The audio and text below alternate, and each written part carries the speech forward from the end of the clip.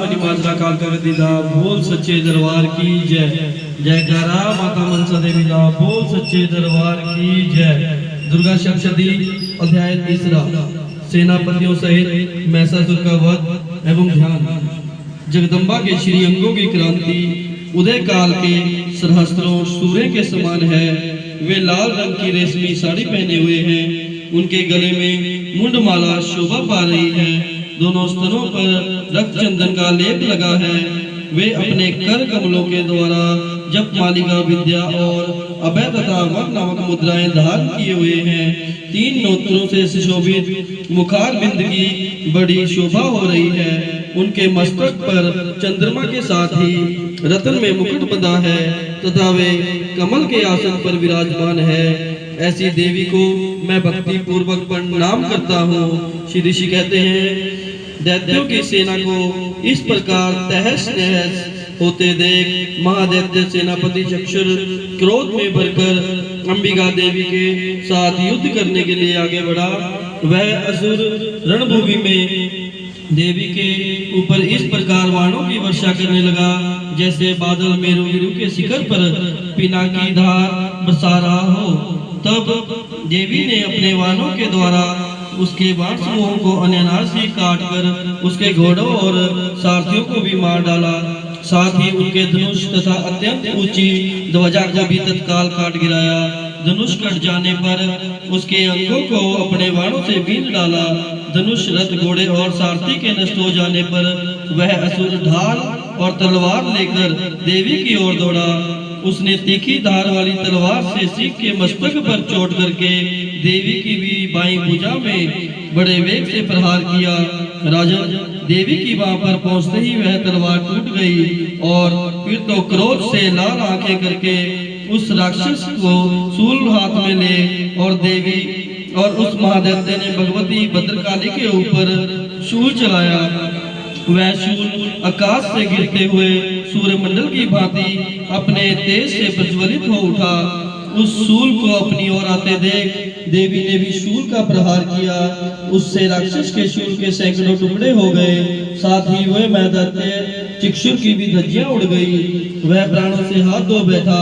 महिषासुर के सेनापति उस महापराक्रमी चिक्षुर के मारे जाने पर देवताओं को पीड़ा देने वाला चामर हाथी पर चढ़कर आया। उसने भी देवी के ऊपर शक्ति का प्रहार किया, किंतु जगदम्बा ने उसे अपने हुंकार से ही आहत एवं निष्प्रभ करके तत्काल ही पृथ्वी पर गिरा दिया। शक्ति टूट कर गिरी हुई देख चामर को बड़ा क्रोध हुआ। अब उसने शूल हाथ चलाया, किंतु देवी ने उसे भी अपने बाणों द्वारा काट दिया।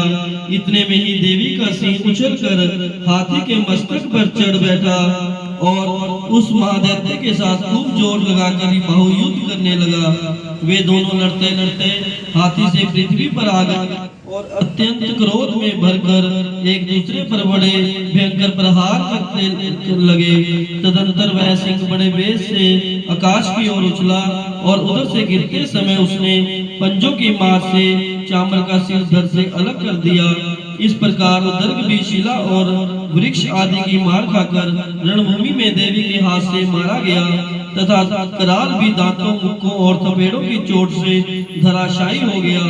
क्रोध में भरी हुई देवी ने गदा की चोट से उदत्त का कचुंबर निकाल दिया। बिंदीपाल से वृषक को तथा वाणों से तामर को, अंधक को मौत के घाट उतार दिया। 3 नेत्रों वाली परमेश्वरी ने त्रिशूल से उग्रसाय, उग्रवीर तथा महान नामक दैत्य को मार डाला। तलवार की चोट से विडाल के मस्तक को धड़ से अलग कर दिया। दुर्ग और दुमुर्ख इन दोनों को भी अपने वाणों से यमलोक भेज दिया। इस प्रकार अपनी सेना का संहार होता देख महिषासुर ने भैंसे का रूप धारण करके देवी के गणों को त्रास देना आरंभ किया।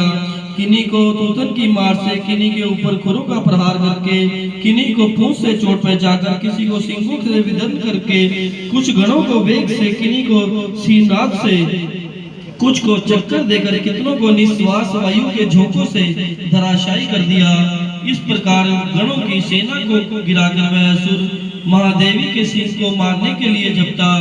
इससे जगदम्बा को बड़ा क्रोध हुआ।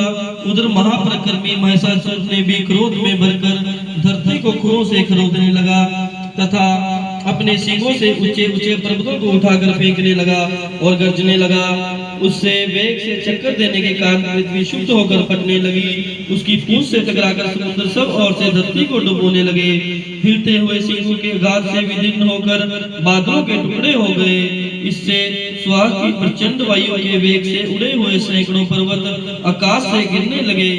इस प्रकार क्रोध में भरे हुए उस महादैत्य ने अपनी ओर आते देख चंडिका ने उसका वध करने के लिए महान क्रोध किया।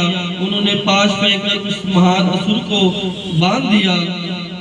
उस महासंग्राम में बन जाने पर उसने भैंसे का रूप त्याग दिया और तत्काल सिंह के रूप में प्रकट हो गया। वह उस अवस्था में जगदम्बा जो ही उसका मस्तक काटने के लिए उद्युक्त हुई, त्यों ही वह खड्गधारी पुरुष के रूप में दिखाई देने लगा। तब देवी ने तुरंत ही बाणों की वर्षा करके ढाल और तलवार के साथ उस पुरुष को भी बीन डाला। इतने ही वह महान गजराज के रूप में परिणित हो गया तथा अपनी सूंड से देवी के विशाल सिंह को खींचने और गरजने लगा। खींचते समय देवी ने तलवार से उसकी सूंड काट दी। तब वह महान दैत्य भैंसे का रूप धारण कर लिया और पहले की ही भांति चराचर प्राणियों सहित तीनों लोगों को व्याकुल करने लगा। तब क्रोध से भरी हुई जगन माता चंडिका बारंबार उत्तम मधु का पान करने और लाल आंखें करके कहने लगी। उधर वह बल और पराक्रम के मत से उन्मत्त हुआ राक्षस गर्जने लगा और अपने सींगों से चंडिका के ऊपर पर्वतों को फेंकने लगा। उस समय देवी ने अपने वानों के समूह के फेंके हुए पर्वतों को चूर्ण करती हुई देवी बोली। बोलते समय उनका मुख मधु के मत से लाल हो रहा था और वाणी लड़खड़ा रही थी। देवी ने कहा, ओ मूढ़, मैं जब तक मधु पीती हूँ तब तक तू क्षण भर के लिए खूब गर्ज ले। मेरे हाथ से ही यही तेरी मृत्यु हो जाने पर अब शीघ्र ही देवता भी गर्जना करेंगे। ऋषि कहते हैं, यूं कहकर देवी उछली और उस महादैत्य के ऊपर चढ़ गई। फिर अपने पैर से उसे दबाकर उन्होंने शूल से उसके कंठ में आघात किया और उसे पैरों से दबा होने पर भी महिषासुर अपने मुख से दूसरे रूप में बाहर आने लगा। अभी आधे ही शरीर से वह बाहर निकलने पाया था कि देवी ने अपने प्रभाव से उसे रोक दिया। आधा निकला होने पर भी वह महादैत्य देवी के साथ युद्ध करने लगा। तब देवी ने बहुत ही बड़ी तलवार से उसका मस्तक काट दिया। फिर तो हाहाकार करती हुई दैत्यों की सारी सेना भाग गई तथा संपूर्ण देवी देवता अत्यंत प्रसन्न हो गए। देवताओं ने दिव्य महर्षियों के साथ दुर्गा देवी का सत्वन किया। गंधर्व गाना गाने लगे तथा अप्सराएं नृत्य करने लगी। इस प्रकार श्री मार्कंडेय पुराण में सर्वनिक मनवंतर की कथा के अंतर्गत देवी महात्मा में महिषासुर वध नामक तीसरा अध्याय पूर्ण हुआ। बोलो सच्चे दरबार की जय। जयकारा महाकाली का, बोल सच्चे दरबार की जय। जयकारा मां भद्रकाली का, बोल सच्चे दरबार की जय। जयकारा माता मनसा देवी का, बोल सच्चे दरबार की जय।